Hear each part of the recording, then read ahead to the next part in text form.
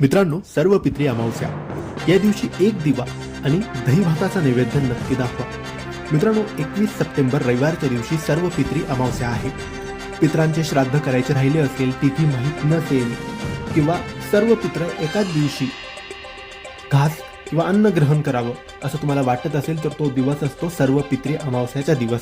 सर्व पित्रांना आमंत्रण करून त्यांना तर्पण करण्याचा दिवस.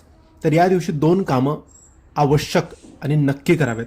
हे 2 कामं म्हणजे एक दिवा आणि दही भाताचा नैवेद्य. तर दुपारी 12 वाजेच्या आत तुम्हाला भात आणि दही एकत्र करून, साखर मीठ काहीच न घालता फक्त दही आणि भात एकत्र करून तुमच्या घराच्या छतावर कावळ्यासाठी तो नैवेद्य ठेवायचा आहे. 12 वाजेच्या आत दही भाताचा नैवेद्य तुम्हाला ठेवायचा आहे.